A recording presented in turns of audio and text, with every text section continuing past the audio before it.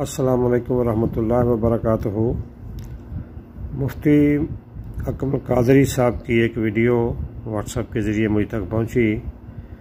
ماشاءاللہ اس میں انہوں نے بہت اچھی مثالیں بیان کر کے کہ 100 من پیاز یا 1 کلو سونا، یعنی مقدار کو نہیں دیکھیں۔ قرآن سادہ تلاوت کرنے سے اگر ثواب ملتا ہے تو زیادہ قرآن پڑھنے سے ثواب زیادہ ہو جائے گا، لیکن سمجھ کر پڑھنا جو ہے ایک رکوع وہ 50 دفعہ سادہ قرآن ختم کرنے سے زیادہ بہتر ہے، افضل ہے۔ قرآن کو سمجھنے کی کوشش بھی کریں۔ میں بالکل وثوق اور دلائل کے ساتھ ثابت کر سکتا ہوں کہ قرآن عظیم کے ایک رکوع کو اگر آپ ترجمہ اور تفسیر کے ساتھ پڑھ کر اچھی طرح سمجھیں، یہ آپ کے 50 قرآنوں پر بھاری ہے۔ ہماری عوام نے تو سمجھا ہی نہیں ہے، نہ پیغام الہی کو سمجھا نہ کچھ۔ میں آسان الفاظ میں آپ کو عرض کرتا ہوں، ایک بادشاہ نے اپنے غلام کو ایک خط بھیجا اور کہا کہ اس میں 10 احکام ہیں، فوراً سے پیشتر ان کو پورا کرو۔ لیکن جب غلام کے پاس وہ خط پہنچتا ہے وہ پڑھتا نہیں ہے، اس کو سونگتا ہے، کیا خوشبو ہے، کتنا پیارا لکھا ہوا ہے، کیا پیارا کاغذ ہے، کیا نفیس فرمان ہے۔ پھر اس کو لپیٹ کے ایک ریشم کے کپڑے میں رکھتا ہے، اس پہ عطر لگاتا ہے اور اوپر رکھ دیتا ہے۔ روزانہ اس کو اتارتا ہے، چومتا ہے، آنکھوں سے لگاتا ہے، سر پہ رکھتا ہے، احکام پڑھتا ہی نہیں ہے۔ پھر 1 مہینے بعد جب بادشاہ اس کو بلاتا ہے کہ ہاں جی احکام پر عمل کیا، تو کہتا ہے کہ بادشاہ سلامت، وہ تو نہیں کیا، لیکن میں نے آپ کے خط کی تعریف کی ہے، اس کو چوما ہے، آنکھوں سے لگایا ہے، سر پہ رکھا ہے، عطر لگایا ہے، اونچے مقام پہ رکھا ہے، روزانہ عقیدت کا اظہار کیا ہے، لائیے میرا انعام۔ تو آپ بتائیں دیانتداری سے بادشاہ سے انعام دے گا یا سزا دے گا؟ کیونکہ خط بھیجنے کا مقصد چموانا نہیں تھا، اس کی تعظیم کروانا نہیں تھا، احکام پر عمل پیرا ہونا یہ مطلوب بادشاہ تھا۔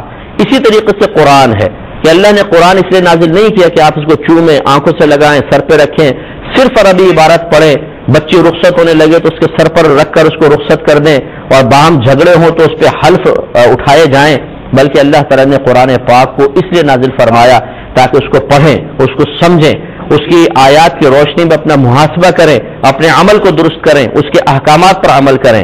اب جو امتی اس کو سمجھتا ہی نہیں ہے، پوری زندگی گزر گئی پڑھے جا رہے ہیں قرآن پاک بس عربی عبارت، اور اگر پوچھیں کیا لکھا ہوا ہے کچھ سمجھ میں نہیں آ رہا، یعنی پیغام الہی سمجھنے کی فرصت نہیں، حتیٰ کہ موت آ گئی اور پوری زندگی اس طرح دنیا سے رخصت ہو گئے کہ پوری زندگی میں ایک بار بھی اللہ کے پیغام کو سمجھنے کی توفیق حاصل نہ ہوئی، اور پھر یہ سمجھے کہ مجھے اس پر انعام ملے گا۔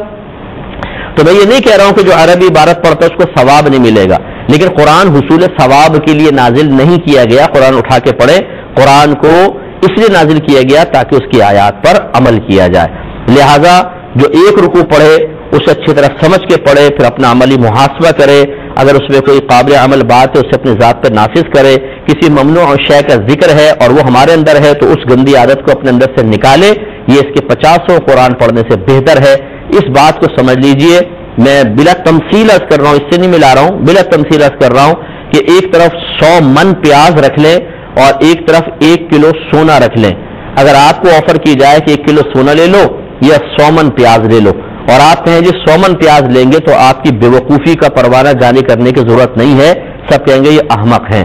مقدار کے اعتبار سے کم ہے لیکن مالیت کے اعتبار سے زیادہ ہے، تو جو قرآن سوچ سمجھ کے پڑھے گا اس کا زیادہ ثواب ہے۔ ہماری بڑی بوڑھیاں بیٹھ جاتی ہیں، پڑھ رہی ہیں قرآن زبردست، رمضان میں جی کتنے قرآن ختم کیے، اس دفعہ بھی میں نے 10 قرآن ختم کر لیے۔ کیا فائدہ ہوا 10 قرآن ختم کرنے کا؟ صرف ثواب؟